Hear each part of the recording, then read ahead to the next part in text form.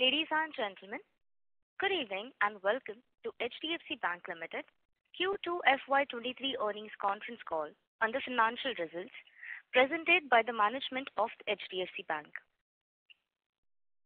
As a reminder, all participant lines will be in the listen-only mode, and there will be an opportunity for you to ask questions after a brief commentary by the management. Should you need assistance during the conference call, please signal an operator by pressing star then 0 on your touchtone phone. Please note that this conference is being recorded. I now hand the conference over to Mr. Srinivasan Vaidyanathan, Chief Financial Officer, HDFC Bank. Thank you, and over to you, sir. Okay, thank you, Rituja. Good evening to all. Let's start with a brief overview for the context.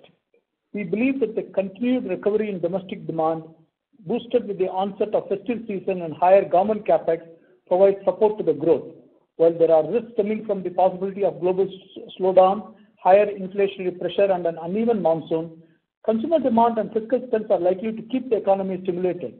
Geopolitical instability, strong US dollar, etc. continue to occupy center stage during the quarter. Activity indicators released during July to September quarter indicate that economic activity continues to hold up despite global risks. High frequency and other indicators have risen so far this year and is also promising to provide further opportunity and optimism in the economy.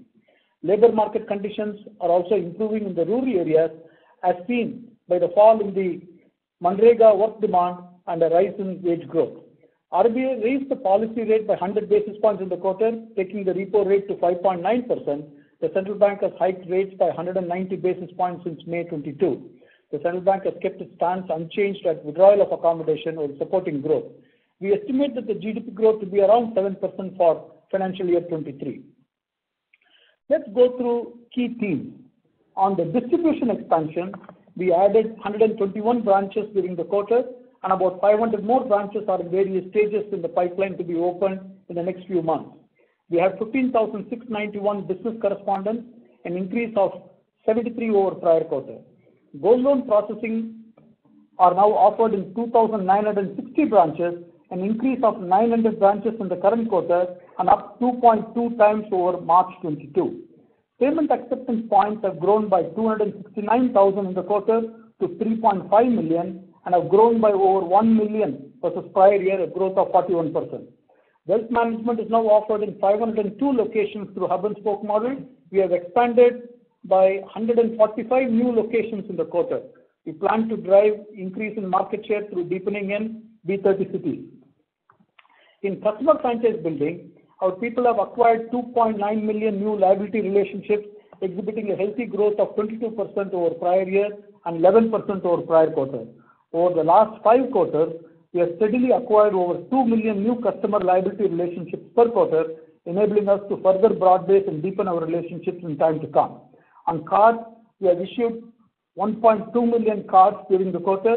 Total card base is now 16.3 million. During the quarter, we also closed 2.4 million cards, which have been inactive for a period of time in accordance with the RBI circular. We are focused on granular deposits. Total deposits amounted to 16,73,000 crore, an increase of 4.3% over prior quarter and up 19% over prior year. In retail deposits, we added 71,000 crore during the quarter and 2,35,000 crore since prior year September. Retail constitutes about 83% of total deposits. Retail deposits have been the anchor of our deposit growth. CASA deposits recorded a strong growth of 15.4% year on year, ending the quarter at 7,59,000 crore, with CASA ratio at 45.4%. Retail CASA grew by 19% and retail total deposits grew by 20.4% year on year. Term deposits registered a robust growth of 22% year on year, ending the quarter at 9,13,712 crore. On the advances side, which were at 14,79,873 crore, grew by 6.1% sequentially and 23.4% over prior year.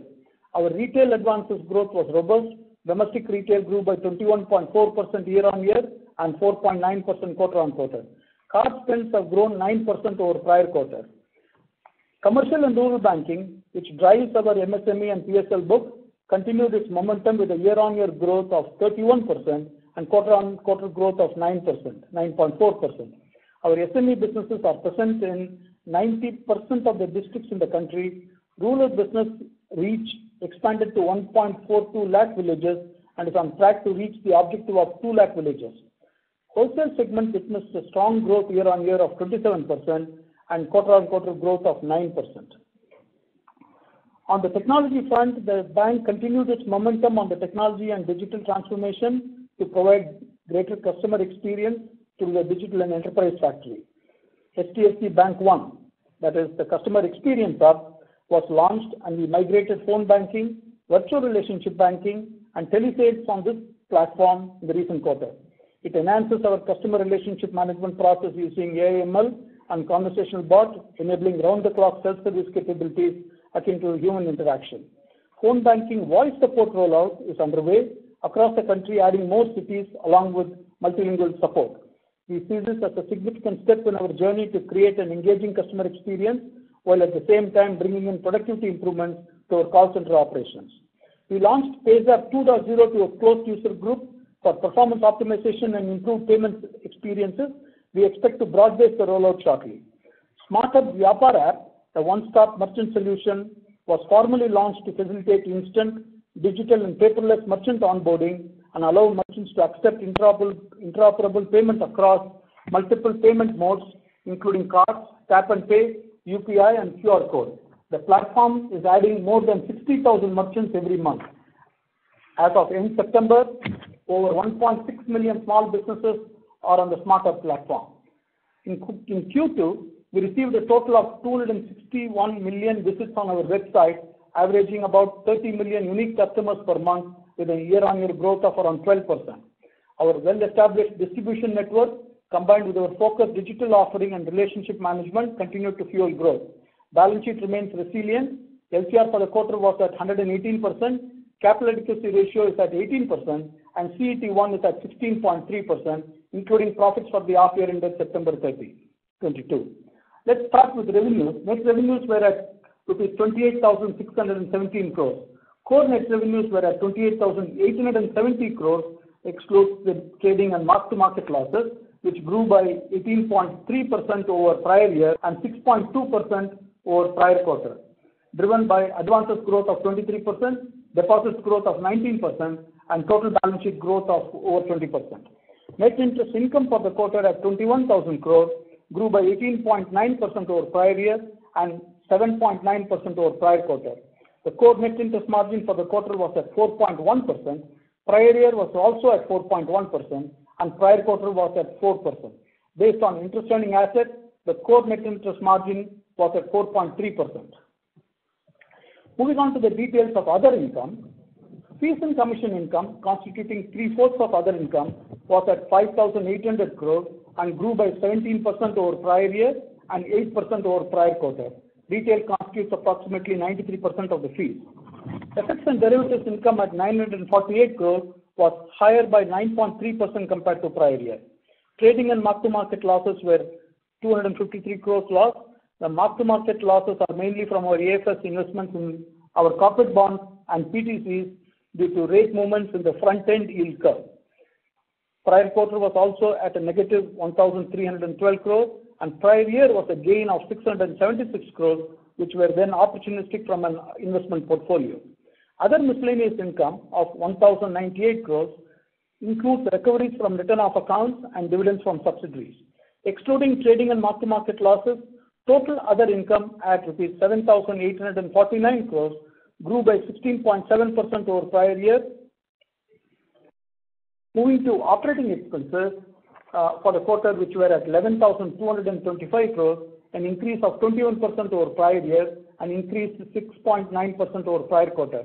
As I mentioned earlier, we added 813 branches and 2,226 ATMs since last year, 121 branches and 248 ATMs last quarter, taking the total network strength to 6,499 branches, 18,868 ATMs, and 15,691 business correspondents. Cost to income ratio for the quarter was at 39.2%. Moving on to PPOP, our core PPOP grew by 16.6% year on year and 5.8% sequentially. our pre-provision operating profit was at rupees 17,392 crores. Pre-provision operating profit for the quarter is 5.37 times of total provisions. Coming to asset quality, the GNPA ratio was at 1.23% as compared to 1.35% prior year and 1.28% in the prior quarter. Out of the 1.23%, about 19 basis points are standard. Thus, the core GNPA ratio is at 1.04. However, these are included by us as one of the other facilities of the borrower is in NPA. Net NPA ratio was at 33 basis points, prior year was at 40 basis points, and preceding quarter was 35 basis points. The slippage ratio for the current quarter is at 36 basis points, or about rupees 5,700 crores.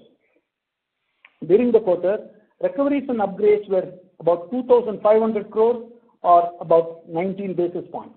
Write-offs in the quarters were about 3,000 crores, or approximately 22 basis points. There were no sale of stressed or written-off accounts in the quarter. The restructuring under the RBI resolution framework for COVID-19 as of September end stands at 53 basis points, 7,851 crores. In addition, certain facilities of the same borrower which are not restructured is approximately 9 basis points. On provisions, the total provisions reported were around 3,200 crores as against 3,900 crores for the prior year and 3,200 crores during the prior quarter.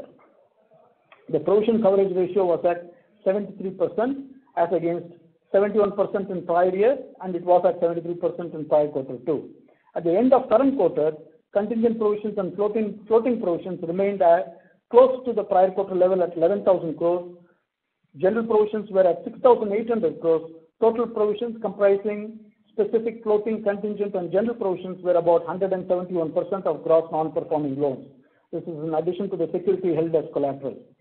In several of the cases, floating and contingent and general provisions were about 1.19% of gross advances as of September quarter end. Now coming to credit cost ratios, the total annualized credit cost for the quarter was 87 basis points. Prior year was 130 basis points and prior quarter was 91 basis points. Recoveries which are recorded as miscellaneous income amounted to 22 basis points of gross advances for the quarter as against 23 basis points for prior year as well as prior quarter. The total credit cost ratio net of recovery was at 64 basis points as compared to 103 basis points in prior year and 68 basis points in prior quarter. Now coming to profit. Profit before tax was at 14,152 crores.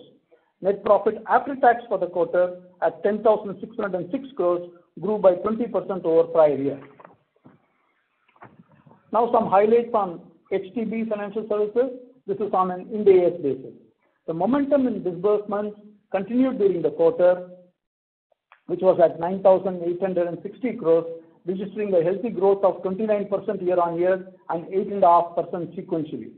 Customer franchise grew to 10.4 million customers with a 6% additions during the quarter and an increase of 33% year-on-year. HDB Financial Services has started to augment the distribution network and opened 4 branches in the quarter, taking it to 1,407 branches spread across 1,009 cities and towns. The total loan book as of September end stood at 63,112 crores, with secured loan comprising 75% of the total book. Net revenue for the quarter was 2,201 crores, a growth of 14.9% on a year-on-year basis. Cost to income for the lending business was at 38.4%. Provisions and contingencies for the quarter were 351 crores as against 398 crores for prior quarter and 634 crores for prior year. Quality of the book in the current quarter has sustained the improvement shown in the last 2 quarters. Stage 3 as of end September stood at 4.9% after factoring in the 1.1% impact of the new RBI guidelines from late last year, reflecting sustained healthy collections. The provision coverage ratio on secured and unsecured book stood at 46.5% and 92% respectively. Profit after tax for the quarter ended September 30 was 471 crores as against 192 crores for the quarter ended last year same time. Return on assets slightly over 3% and return on equity 18.5%. Earnings per share for the quarter 5.96 rupees and book value per share was 131 rupees. HDB remains well capitalized with a capital adequacy ratio at 20.8%. HDB also continues to augment its digital investments to enable the next level of growth in its business across segments while maintaining healthy asset quality. Now moving on to HSL, again on an Ind AS basis, the physical network for the customer acquisition remains steady. HSL has 215 branches across 147 cities and towns as of end September. HDFC Securities has grown its client base very strongly with a year-on-year growth of 36% over prior year September, taking the overall client base to 4.14 million. HSL's digital offerings are enjoying very good traction in the market. Over 91% of retail broking revenue is from trades that are originated digitally. The total reported revenue for the quarter was at 468 crore as against 489 crore in the prior year, and net profit after tax was at 191 crore as against 240 crores in the prior year. Earnings per share in the quarter was 120, which is 120.59, and book value per share was at 1,084. In summary, strong momentum coupled with our seamless execution in delivering comprehensive range of products and services has helped us capitalize on growth opportunities. Our results reflect continued robustness across various parameters: advances growth 23%, total deposits growth of 19%, and retail deposits growth of 20.4%, core operating profit growth excluding bond sales of 16.6%, profit after tax increased 20%, delivering the return on asset of over 2% and ROE of over 17%. Earnings per share reported in the quarter is at rupees 19.1. Book value per share stands at rupees 456.2. With that, may I request the operator to open up the line for questions, please? Thank you very much. We will now begin the question and answer session. Anyone who wishes to ask a question may press star and 1 on the touchtone telephone. If you wish to remove yourself from the question queue, you may press star and 2. Participants are requested to limit their questions up to 2 per participant. If time permits, you may join the queue for any follow-up.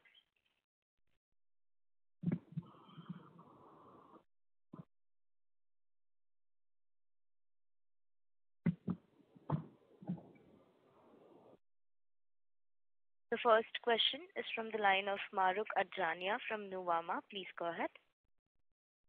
Yeah, hello sir, congratulations. So my first question is on the liability growth going ahead. Of course, this quarter was impressive with strong retail growth. But as we move closer to the merger, and if you assume that RBI does not give any dispensation, then how would the liability strategies change? Would it be focused on wholesale borrowing, wholesale deposits? And even this quarter, your wholesale borrowings have also grown with deposits. So what is the color? I mean, what kind of borrowings would these be? Okay. Mahrukh, thank you. In terms of the deposit strategy or the funding strategy, as we have articulated over the last 3 months, including the May month or the June month when we have met many of you, continues that is a very important aspect, focus area for our execution.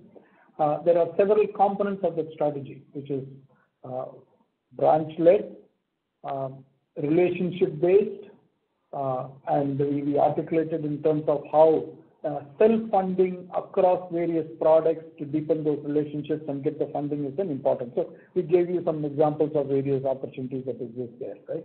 That remains and it continues to be the focus, and that is why you see that the retail push is there, 71,000 crores of growth in the quarter in retail, and the same way last quarter retail did 50,000 crores of deposit growth last quarter. So we are building up that momentum in retail as you see.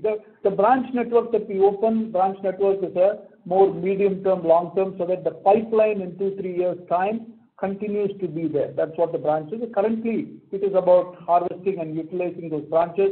60% of those branches are migrating from one vintage bucket to another vintage bucket. That is what is driving, and including bringing in the new customers, right? So that continues to be the mainstay of the strategy. There are other market borrowings that opportunistically happen, and that will continue depending on what happens in the market. Our treasury takes those calls and depends on what funding for the day is required. That is how that is handled there. Got it, sir.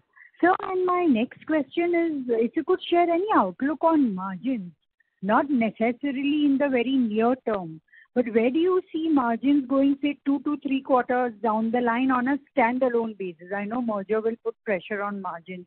So, any outlook on standalone margins? Okay. I'll generally talk about margins rather than an outlook, where you know that the bank does not provide any forward-looking guidelines. But I do want you to take back and so that you can think about what that margin means, right? Typically, we have operated between 3.94 to 4.45%, right? That's the typical range at which we operated. And when we operated at that range, the mix of products is very important, which is the retail mix between 53 to 55% and the wholesale mix between wholesale component of that mix 45 to 47%. Over the last 2-3 years, it switched. Retail is now at 45%, wholesale is at 55%. It switched, right? So we are at the low end of the range, and now the rate cycle is going up, right? So you're seeing some slight pickup in the margin because there's a lead and lag effect. So most of the wholesale products, we have about 55% of the book which is floating index-based floating rate, and we have another 45% that's fixed rate. Fixed rate mostly is in the retail type of loan, and within that floating rate, as the rates moved up, you're seeing that lead effect on the asset repricing happens. Right? That's there. So there are two aspects. One, the interest rate cycle moves a bit up. There is always an opportunity to the extent the rate goes up, lead and lag on the deposits, lead on the loans, that is there. And the second aspect is that you should continue to see the mix change that needs to happen. As we have said, the economy is 60% consumption-led. That is how, over a period of 10-20 years, we have had the lead in the retail. And now that momentum is picking up. You saw the last quarter retail book growth over 20% on advances, call it sequential growth close to 5%, and even in the June quarter it was similar. So you're seeing that it is 20 plus, right? That's the kind of rate at which the retail is moving. And as long as you see that continue to pump and move up, you'll see that the mix is moving. That is also gives the opportunity for the margin to move up. So these are the two aspects you can keep in mind in your models to think about how the margin moves. Okay, sir. Thank you. Thank you. The next question is from the line of Suresh Ganapathy from Macquarie. Please go ahead. Yeah, hi Srini. So I had two questions. One is on the deposit rates itself. So the Reserve Bank of India has hiked rates by 190 basis points, but none of you banks have even hiked deposit rates even by half of that amount, right? So if I track your own deposit rates in the 1 year to 2 year category, they have only gone up by 50-60 basis points in the last 6 months. So there is a significant gap between what RBI is doing versus what you guys are doing from a monetary policy transmission. Now that the second half is going to be a bit tighter and tougher, what is the outlook on deposit rates itself? Because it is grossly inadequate compared to what the Reserve Bank of India itself is doing. So how do you see that panning out? That's point number one. And the second question is on branch addition itself, that you have a targeted branch opening of 1,500 to 2,000 branches every year. If I look at the first half, the number of branches added, if I'm not wrong, is 350. So again, significantly below that target. So how do you look at the branch additions? And you think this second half is going to be very strong? I'll just squeeze in one more question with respect to this NCLT approval, which has come for convening a shareholders meeting. Does this mean that the pace of approvals are better than expectations, which means that the September deadline that we are talking about, the merger, which was initially said in the presentation, can be brought forward? Thank you. Okay, no, thank you for that, Suresh, for three very important ones. First is in terms of the deposit rates as such. The way we think about the deposit, the CASA is a different aspect, right? It's completely administered. So we leave that to the side. It is about the time deposits that we're talking about. Yeah. the way we price the time deposit is that if you think about certain public sector peers and private sector peers, so the bank in its I code determines in terms of how to be competitively priced, right? And when you look at that, we are more or less in line with certain private sector peers. That's how the pricing is, so that it is not at an advantage or a disadvantage. We are there. And so it is only about the execution capability to get this. So it is not rate-based, rate-driven kind of a sales or a marketing process.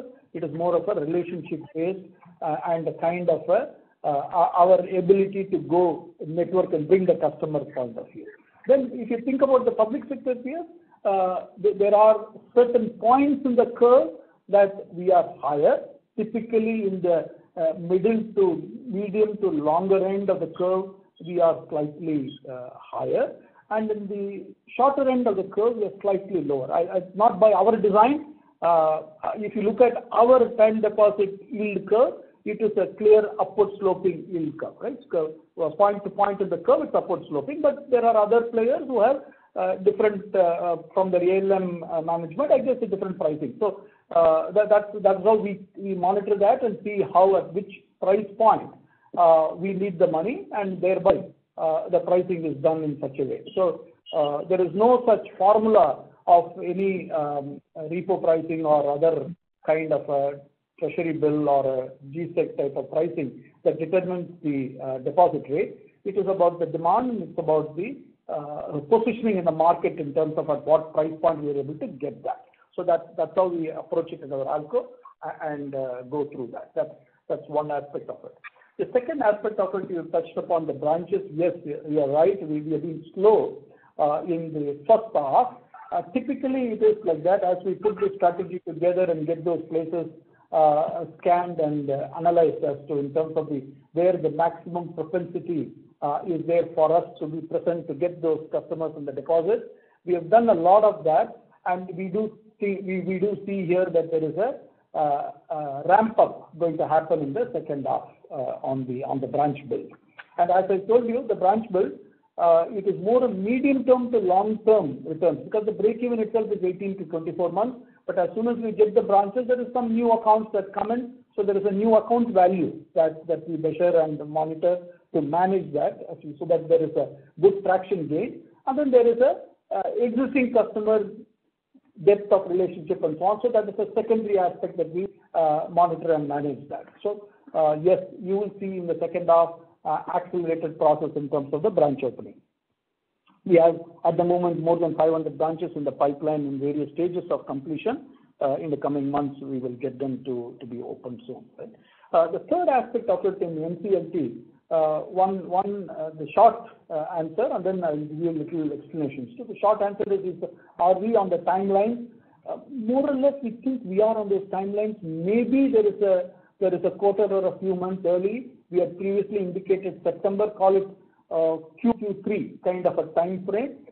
Maybe the way it is going, it may be Q1, Q2. So that's where I would put it. Maybe there is a few months it's running ahead, but not a big deal on that front. But there are still lots of processes left, right? Which is after the EGM is done, we need to file a scheme petition with the NCLT seeking their approval. Again, the scheme should be in line with what the shareholders approve, and that's what goes finally for NCLT consideration. And once that is done, NCLT goes to various agencies in the country, right? Government agencies and various state agencies and so on. So to get an NOC, that is a long drawn process, right? That happens. And then there is some newspaper advertisement and calling for hearing or calling for any comments or questions and so. So that is the big process that gets followed. And after all of that is done, that is when there is an NCLT sanctioning that happens. This could take 6, 7 months, 8 months, the entire process after the shareholders' approval. Okay, sorry, clarity on RBI exemption. As regards the RBI's exemptions, we continue to be in dialogue on that. There is no particular line of clarity or anything, but that conversation continues on that front. Thanks, Srini. Thank you, Suresh. Thank you. The next question is from the line of Kunal Shah from ICICI Securities. Please go ahead. Yeah, congratulations, Srini and team. First question, particularly with respect to payment products growth on both on a quarter-on-quarter and year-on-year, it seems to be lagging a bit to the industry, but we are not seeing any loss in market share with respect to spends, credit card spends. So is it more in terms of the behavior of the transactors versus revolvers? How should we look into this? Or maybe it's more of a other payment product contribution that is leading to mere 2% sequential growth? Good. Thanks for asking, Kunal, on that. Yes, on the spend, we see good amount of traction coming on the spend. And it is not transactor-driven spend, right? We do see customers who are spending have very good liquidity. That is, I think last time also I said, and it's more or less at the similar level, which is if you look at our card customers' liability balances is close to 5 times the loan balances, right, of those customers. So on an average total, right, the total average. So we see enormous amount of liquidity. So the pay downs are quite high. The revolver rates have not picked up. Revolver rates are still at that 70-75% of the pre-COVID level. So last quarter to this quarter, we haven't seen revolvers picking up. We do look at revolvers into 3 or 4 buckets, which is, call it for lack of another better term, chronic revolvers, which means somebody who revolves more than 6 times, 9 times in a given 12 months. Somebody who revolves 3 to 6 months, somebody who revolves 0 to 3 months, right? So those kind of analysis we see that people who have the tendency to revolve over a longer period have actually come down. And there is an early signs of a pickup. That means that 1 to 3 months revolver type of profile customers are slightly picking up. So we do see something, but it's very early. We have not seen that credit card customers revolvers coming bang on post the COVID. We don't see that. Sure. And secondly, with respect to the commercial banking, so again, when we look at the breakup of GNPA, there is still improvement as far as retail and corporate is concerned, but commercial X of agri is still steady. And given the entire inflationary impact which we are seeing, some export-oriented industries might also get impacted because of global recession. So what would be our view with respect to the outlook as far as commercial banking is concerned, given that the growth is also at a rapid pace, and what incremental measures we are taking in this kind of a scenario of global slowdown? Yeah. Okay. See, the strength of the commercial banking, excluding the agri that you are seeing about, they call it the SME segment, more particularly the heart of the SME segment. We see quite a robustness, and that there goes to the model, origination model and management model, relationship model of the customer. Lending is one of the value proposition. I think previously we have talked about, or we have said that, or even in May month we presented, where the self-funding ratio, as we call it, which is the liabilities generated by this segment through their own cash management account and through their promoters account and through their employees account, that's the 80-85% self-funded, which that is part of the business model to ensure that there is a kind of a good monitoring process for credit management, right? That's part of that model. That's part of the stability that comes from there.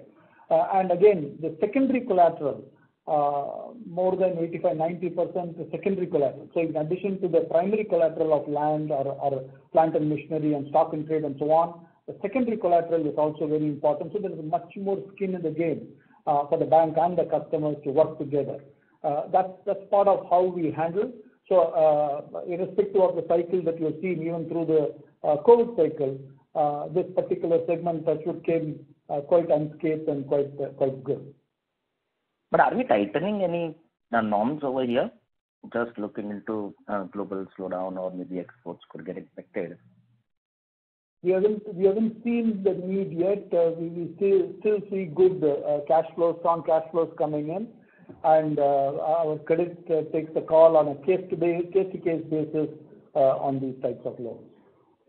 Okay. Yeah. Thank you, and all the best. Yeah. Thank you, Kunal. Thank you. The next question is from the line of Rahul Jain from Goldman Sachs. Please go ahead. Yeah, thank you, Srini. Hi, and congrats to you and the team for good numbers. Just had two important questions. One is, can you just help us understand on the headcount side? We've added about close to 9,000 in this quarter. How many more do we need to hire for this year? I would imagine we may have preempted or maybe preponed some hiring for the upcoming branch expansion. Is that a right way of looking at it, or we need to do more hiring as we move along this year? And even for the next couple of years, how do we think about the headcounts? Okay, good. Yeah.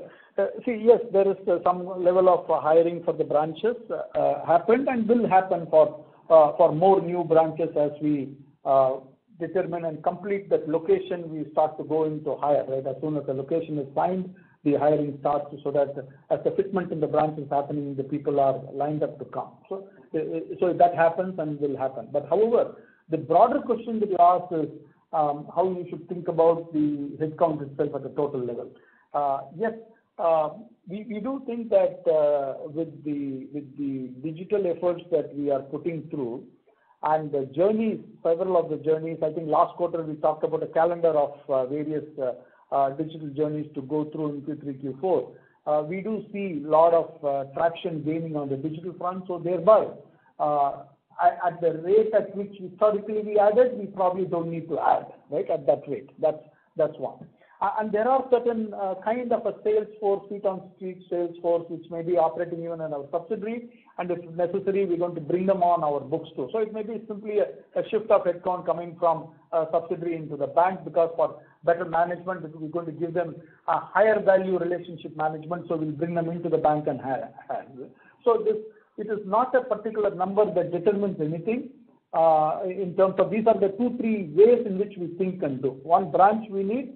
Two, we need to not replace attrition from as we go into the digital journey, and as we bring people, the pure feet on street sales force into the bank for higher relationship management, there will be some addition. So that's how we should think about it. So just if I may do a follow on, how much would be sales force out of this 161,000 employees? See, okay. There are a significant number. There are about 45,000. I think the last number we reported, I think, was in March, but that's a similar number. That 45,000 people, if you see, is the sales force which is there. And then there are a few layers above that are supervisory layers of the sales force, right? And if you look at those levels, they will be levels 10 or 11 below the CEO. Understood. Got it. Just another question was, on the credit to deposit, which seems to have expanded in this quarter, and it is now at about closer to 88-89%. In addition to this, when we see our incremental market share in deposits has increased quite a bit in the last year or so. So when you look ahead, in the future, let's say the next couple of quarters, how do we think about the combination of credit and deposit growth, playing out? Can we sustain this incremental market share gains because the system is now, ratcheting up the efforts on deposit mobilization by offering higher rates, etc. Or we'll also have to kind of, up the game there, because the CD ratio, whatever we had to juice out, may have already been juiced out. So how do we think about these two aspects, Srini? Okay, good. Yeah. See, in terms of the CD ratio, or in terms of the deposit growth and the advances growth, and how to see that, I know we are in a particular interest rate cycle, but if you have to go back to 5 years or even 10 years in the past, right, where there have been 2 or 3 cycles, and see what has happened over those 2 or 3 cycles, right? And if you see that, 2012 to 17. 2.4, 2.5 times. That's the rate of growth on both sides. And if you go to 2017 to 22, that is a kind of a similar 2.3 times, right, rate of growth. So I'll point you to through the interest rate cycle over a period of time, call it a decade. We can go one more 5-year block behind that. Over a period of decade, that is the kind of the rate of growth, and that is how we are capacitized, and that is how the execution happens. Okay. Got it. Thank you so much, Srini, and wish you good luck for the 3 year quarters. Thank you very much. Thank you. The next question is from the line of Abhishek Mudarka from HSBC. Please go ahead. Hi, Srini. Thanks for taking my question and congratulations for the quarter to you and your team. So just a few questions. One is going back to the NIM conversation. Now you pointed out that the mix is where it is and that's why you are at the lower end of the range. And it's the rates that are going up that is playing out. So suffice to to sort of figure from this that as the deposit rates start catching up, we should get back to a 4% kind of level for NIM, or is that not going to be the case and you would be able to maintain this additional spread that you've got? Okay. As it relates to rate related, that's where you are focused on. Yeah. There is a lead and a lag effect, right? Which is so it is if you see a rate that has changed 90 basis points in the June quarter and 100 basis points in the September quarter, and as the market prediction is that there is more to come in the December quarter and March quarter, right? We don't know what the terminal rate is for sure yet, right? But as this rates go up, there is this continuation of the lead and lag effect goes through, right? And that is one. And two, it is also about the deposit mix funding, right? We have the opportunity to increase our penetration in time deposit. You see the time deposit grew by 22%. And the objective of that time deposit mix is that we have a very low penetration, 14% to 15% of our customers is where we have penetrated on time deposit, and we think there is an enormous opportunity through the engagement process that in the past we probably didn't need, and so the engagement was light, and now we are enhancing our engagement to ensure that we are able to have that right kind of a dialogue with the customer on that. So it depends on the mix of the deposit product, and it also depends on the lead and lag effect and how long the rate cycle goes, right? So then that determines. Understood. So basically what you're saying is even with the same mix, you expect yields to be going up more and your deposit gathering strategy will not be entirely rate dependent. So to that extent, you should be able to gain on spread. Is that a correct understanding? To the extent that we lead the rate and lag lead the rate on the advances and lag the rate on deposits, we should see a pickup coming. Got it. Whether that is what we will do, I will not know because it depends on market circumstances as we execute on the ground. Got it. My second question, Srini, is on HDB. When I look at the GNPAs there on a sequential basis, they're pretty flat. Can you just give some color on what's happening there in terms of asset quality, and also what's the restructured book there? How much of it is in morat and any provisions you're carrying on that? So just some color on asset quality for HDB. Okay. See, the HDB asset quality, I think I did allude to say in terms of the improved delinquency or the stage 3 NPA from 5 to 4.9 or something. So they are in the trajectory of that improvement, and we believe that the trajectory continues, right? It should continue to be there. That's one thing. The second thing in terms of the provision coverage, right, on the NPA, the secured book provision coverage is 46%, and the unsecured book provision coverage is 92%, right? And on the overall loan book itself, 75% of the total loan book is secured loan book. Right?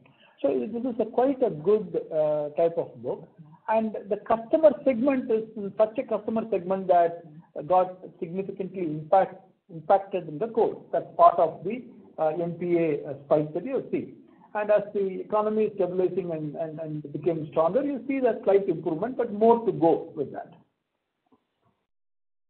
Okay. So in GNPA also, is it 75% secured and 25 unsecured? Or that was for the full book? That 75% secured is for the whole book. For the GNPA, I don't have it in front of me, but I'm sure HDB at some point in time will be publishing when they publish their results. Yeah. Sure. And restructured book in HDB, how much would that be? Excess provisions, anything that you're carrying over there? There is some management overlay like the way we do have and continues to be there. that restructured book on HDB, I don't think they're published yet. Okay, no worries. Just a last question on this MTM loss. So we still have trading losses, whereas you explained or you alluded to, corporate bonds and PTCs contributing to that. Can you sort of explain the reason for this? Mostly rates have gone up on the short end, and there, you don't need to do any MTM on the T-bills, etc. So can you just explain this? Okay, good. Yeah. See, if you look at the corporate bond book, it's not about T-bills. It is about the corporate bonds and the pass-through certificates, which are predominantly PSL-driven or qualified pass-through certificates, right, which are there. If you look at the rate, the base rate that determines the valuation of the bonds and PTCs are published by the FIMDA and various associations that is publishes the rate. Right? The base rate is the G-Sec rate. The 6-month rate is up to 77 basis points in the quarter, 1 year 67 basis points, 2 year 42 basis points, and so on. So that's the kind of the front end part of the curve where the rates are up. The long end part of the curve, if you look at the 10-year rates, are down 9 basis points quarter on quarter, right? But these bonds and PTCs that we have, they are more on the front end side, right? They are more. So if you look at the dispersion of the bond book, it's like a pretty good normal distribution around that 1.5 to 2 year type of range of bucket. That's where the normal distribution is there. That's one element. The G-Sec yield curve on the front end of the curve, that is one of the elements that goes into valuation. So as the rate spikes, you will see the value coming down. Right? These are, as you know, these are not economic, mark to market. The second aspect of it in the valuation is also the spread, bond spreads. Right? And as part of the valuation process, the bond spreads have come down, right? Which is, you would imagine the bond spreads are down to some extent. And if you see the bond spreads, I think in the front end also the bond spreads are down. If you see, for example, the NBFC AAA spreads in the 6 months is down 6 basis points, and 1 year down 21 basis points, and 2 year down 11 basis points, right? It is down. Similarly, corporate AAA 1 year is 9 basis points down, 2 year is 11 basis points down. So the bond spreads is another element of the valuation. They are also down. However, as you know, in the valuation, the bond spreads are flowed. Right? They are flowed at 50 basis points. So until the bond spreads go past that level and then starts to improve up or down, it is inconsequential on that front. So it is lot driven by the G-Sec, and in this case, the portfolio is towards the normal distribution around the 1.5 to 2 year mark, and so it depends on the rate that is changed in the front end. Okay. Got that, Srini. That is clear. Thanks for this. This is very useful, and all the best. Thank you. Thank you. The next question is from the line of Prashant Kumar from Sunidhi Securities. Please go ahead. Thanks for the opportunity. My question is on credit card business. 3 public sector banks, Union Bank, PNB, and Union Bank, has launched RuPay credit card on UPI. Sorry to interrupt you, Mr. Kumar, but your voice is not clear, so it is breaking in between. Hello, is it audible? Yes, please go ahead, sir. So, my question is with linkage of RuPay credit card on UPI, what will be the impact of credit card business on slightly on pricing perspective, pricing for the low value UPI on credit card or higher value transaction of MDR for UPI on credit card will be similar to other credit card. Or it will be settled down to the incentive to given in the range of around 2.2% to 0.4%. You can give some color, sir. Okay. See, these are very early stages on that front. How the market settles, we'll have to wait and see what happens to that. And as far as we are concerned, we are predominant Visa MasterCard issuers on that front. And the RuPay cards are of a small proportion of our card base. That's one. The second, the UPI, as it goes to UPI, what is the kind of how that UPI pricing itself settles and how it is going to impact? We have to wait and see where it goes, right? At this moment, it's not clear, and the transaction sizes that come through these are also important. And currently, that what we have through Mastercard, Visa, the transaction sizes, average transaction sizes are quite high and good for us. Yes, and on the asset quality side, just on data keeping, so what is the slippages and what is the write-off and upgrade and recovery, if you can give, if it is handy? Yes, I did provide that previously, but I can give that again to you. The slippages, I think the slippages in the quarter the current quarter was about 36 basis points or 5,700 crores. The recoveries and upgrades, about 19 basis points, 2,500 crores. The write-offs, about 22 basis points, 3,000 crores. Okay. Thank you so much, sir. That's it from my side. Thank you.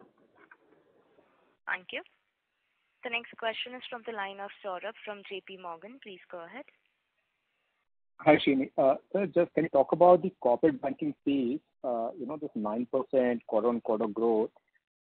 So where is it coming from? Are you displacing some public sector banks in some of the large corporates, or is it just reducing the risk filters on corporate side?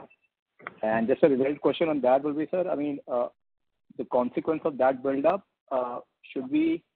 NIMs could obviously come off, but at the ROA level, it should still be a 2% business, or how do you think about it? Yes. So two aspects of it. First, let me address your ROA part of it. Yes, all our pricing decisions as well as the business decisions are determined, the models determined through what returns it provides, right? The models don't go through to say what NIM it provides. The models go through to say what returns it provides. And yes, and these are quite good relationship-based businesses in the wholesale. And we've had quite a good traction again during the largely contributed, I think, by the telecom sector in the quarter. There's some energy related that came through. There are some PSUs also in this, right? Very high quality, good PSUs with whom we want to have. We already have good relationships. We have done that. Yes, they are priced very well, and they are priced to get the returns that is in line with the bank's overall returns. The 2% that we have seen, and which you have seen, which you have published for the March report also. I think you've seen that wholesale or retail, our returns are quite good, and we continue to do business on those lines. Okay. Right. And the second question, again, which I didn't mention it, but I will, since you touched upon whether there is a price competition or what. Yes, 25,000-30,000 crores of wholesale loans we have let go this quarter. Because we have been, as you have seen our pricing, how we moved on pricing right from May quite fast, and there are others who take their time or their own internal process to price to catch up. So when the price is not good, we let go of the volumes. We let go of that particular transaction, not let go of the relationship of the customer, because these are all good relationship business. So we keep the relationship. But if that particular transaction doesn't work, we are very clear that particular transaction doesn't work. Got it, sir. And sir, the second question is, there was an interview by Mr. Parag Rao where he said, half the digital transformation is over, and the IT costs would probably peak out. And he also mentioned that on the Smart Hub, it was going to reach about 21 million merchants from approximately 3 million odd today. So how should we think about this impacting your OPEX? Should we now hope that your OPEX at some point moderates off, or you would choose to reinvest any gains you get on, either your credit cost or your name on OPEX side? How should we think about this? Okay. Again, you have two aspects to this. One aspect is in terms of the digitalization itself, in terms of that. But the context of that, I think, was that Merchant Vyapar app that we formally launched, and I think I had mentioned that the Merchant Vyapar app when it took off earlier had quite a good traction, right? We get in almost call it per month 60,000 merchants in the recent months, and we have more than 1.6 million signed up under this app, right? As a merchant, we have more than 3.5 million merchants, but 1.6 million under the smarter platform, which is the Vyapar app, right? That's part of what I think he alluded to, and that is where, in that context only, we said that we will go past the 20 million in terms of getting the merchants into this. Again, this is not just a payment product initiative, right? This is more of both a liability relationship, asset relationship, in addition to getting that payment relationship. That's what this does, and it helps. It gives a lot of value to those merchants to do business with us because there's a lot of value-added features that go with it. That's one part of what you asked. The second part of what you asked is what does it do to cost and so on and so forth. So I think in the past we have said that our cost to income before COVID was about 39.5, and through the COVID, as the retail kind of a transactions and the opportunity to do various things were lower, it came down all the way to 36, 37. Now it's past 39. It's back to 39, 39.5. That's where the cost to income is. And I think we said it can go to 40, 41 quarter to quarter. Quarter to quarter is not a measure, but over a period of a year, if you see, 40 is not a place that you would imagine it can go to 40 as we make those investments to come. Because as we see the benign credit, because the average credit cost, if you see this quarter, 80-90 basis points, last quarter 90-95 basis points. So there is an opportunity to reinvest and get that maturity cycle up, right, on anything from a branch maturity cycle to people maturity. Branch maturity cycle is 18-24 months. People maturity cycle could be 6-9 months. And so that's part of what the investments go to. They take this opportunity to invest it, and of course within the overall return framework. Srini, that's very clear. So this 20 million merchants is just HDFC Bank, it doesn't include your fintech partnerships, or does it include? That is right. It is the bank, merchant relationship is with the bank. Yeah. Okay. Thank you, sir. Thank you. Thank you. The next question is from the line of Manish Shukla from Axis Capital. Please go ahead. Yeah, good evening and thank you for the opportunity. Srini, first question is, can you remind us what are some of the key dispensations or relaxations that you sought from RBI for the merger, and realistically by when do you think you will start getting visibility on the same? Manish, on this front, the same items that we talked upon on May 31st remains, right? Which is there a possibility on the CRR SLR glide path that will continue to focus on greater and faster credit growth both in the economy and supported by us is something that we are in discussion, we told you.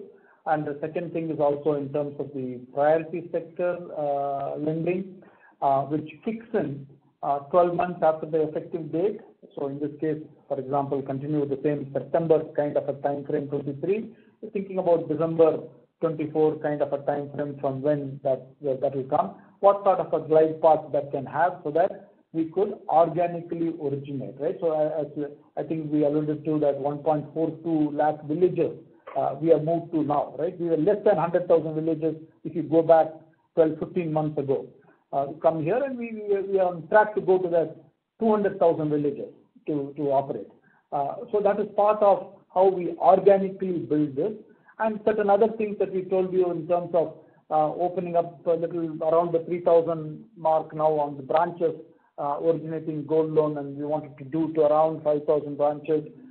Again, part of that initiative to ensure that we get the right kind of quality on the priority sector lending. So these are the action plans that comes for organic. But the kind of call it a glide path is to get to that we organically do this. That's what. And where are we on the state? We continue to have that conversation with the regulators. So by the time you seek shareholder approval towards end of November, are you expecting any visibility on any of these? There is no particular time frame, Manish, for these, right? But the bilateral conversations with the regulators are private. So there's no details about that, but at least that is something that there is no time frame. Yeah. The other question which I had is on the funding side. And one thing that I do want to highlight here, that which we mentioned it in May also, the merger is not predicated on this, right? So the models not necessarily assume that these need to come. These are good to have, not necessary as such. Sure, Srinivas, that's clear. Moving to liabilities, now once you acquire a large mortgage book from HDFC Limited, potentially you can fund it using long-term affordable housing bonds. So what are your thoughts around the same? How many of those bonds you think you can issue? And does that mean that in the interim your LDRs as a merged entity could be higher than what historically we've seen for HDFC Bank standalone?